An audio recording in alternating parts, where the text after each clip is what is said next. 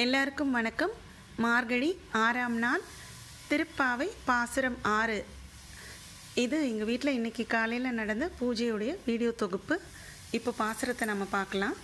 புல்லும் சிலம்பினக்கான் புல்லரையன் கோயிலில் வெள்ளை வெளிச்சங்கின் பேரரவம் கேட்டிலையோ, பிள்ளாய் எழுந்திராய் பேய்முளை நஞ்சுண்டு கள்ளச்சகடம் கலக்கலிய காலோச்சி வெள்ளத்தரவில் துயில் அமர்ந்த வித்தினை உள்ளத்து கொண்டு முனிவர்களும் யோகிகளும் மெல்ல எழுந்து அரி என்ற பேரறவும் உள்ளம் புகுந்து குளிர்ந்தேலோ ரெம்பாவாய்.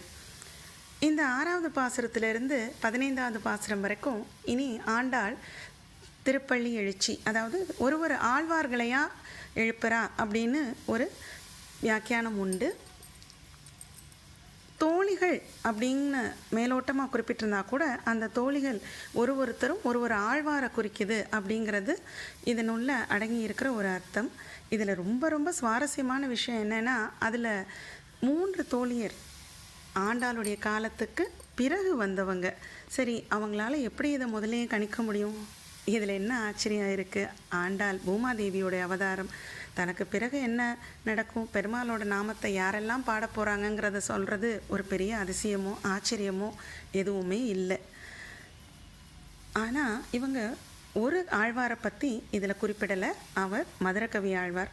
ஏன் குறிப்பிடலை அப்படின்னு பார்த்தோம்னா, மதுரகவி ஆழ்வார் அவரோட குருவான நம்மாழ்வாரை பற்றி மட்டும்தான் பாடியிருக்காரு. பெருமாளை பற்றி டைரெக்டாக எந்த மங்களாசாசனமும் பண்ணலை. அதனால் அவரோட ரெஃபரன்ஸ் இதில் இல்லைன்னு சொல்கிறாங்க. சரி, இப்போ நாம் பாசுரத்துக்குள்ளே போகலாம். புல்லும் அப்படிங்கிறது பறவைகள். தோழியை எழுப்ப போகிற ஆண்டாள் விடிஞ்சிருச்சு அப்படின்னு தோழிக்கு உணர்த்துறதுக்கு என்ன சொல்கிறா? பறவைகள் எல்லாம் எழுந்து விட்டது.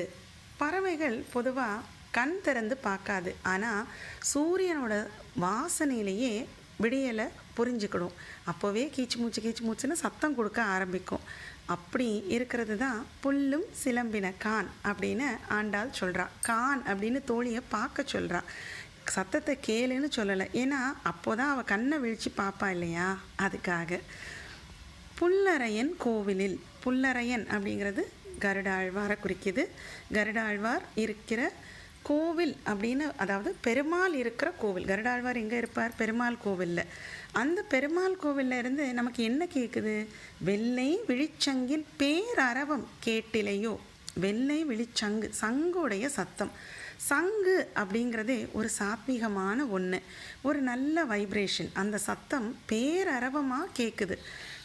இதிலேருந்து இன்றைய திவ்ய தேசம் என்னன்னு நமக்கு புரிஞ்சிருக்கும். திருவன்வண்டூர். ஏன் திருவன்வண்டூர் அப்படின்னு நாம் சொல்கிறோம்? நம்மாழ்வார் அவருடைய திருவாய்மொழியில் விடிவை சங்கொலிக்கும் திருவன்வண்டூர் உரையும் அப்படின்னு குறிப்பிட்டிருக்காரு. அதில் சங்கொலி அப்படிங்கிறதுடைய அந்த பேரரவம் அப்படிங்கிறது இதில் கனெக்ட் ஆகிறதுனால இன்றைய திவ்ய தேசம் கேரளாவில் உள்ள திருவன்வண்டூர் அப்படின்னு நாம் எடுத்துக்கலாம்.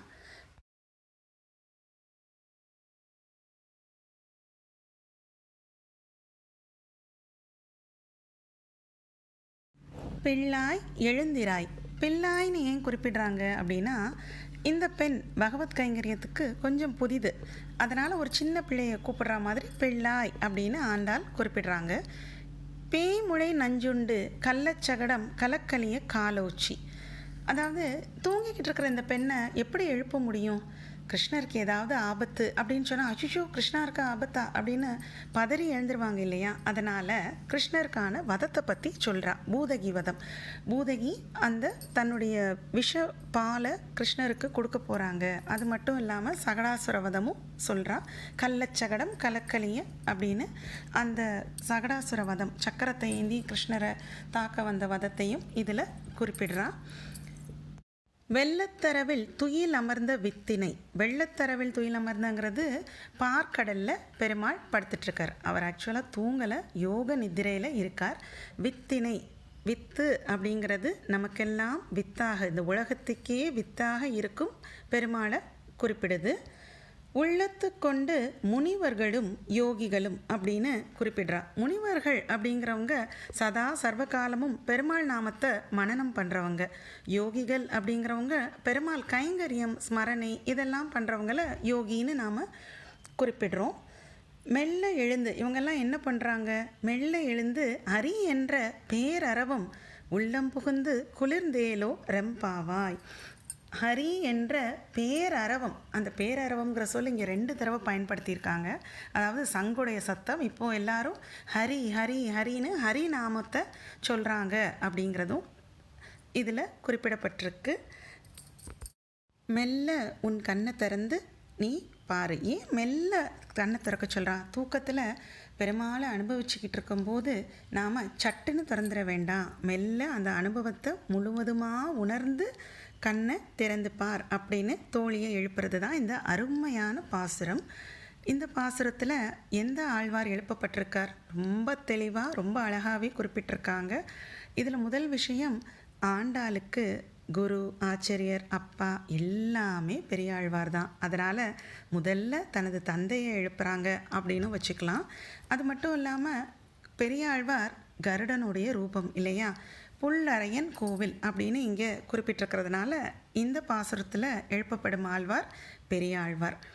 இந்த பாசுரத்துள்ள சுவாபதேச அர்த்தம் என்ன?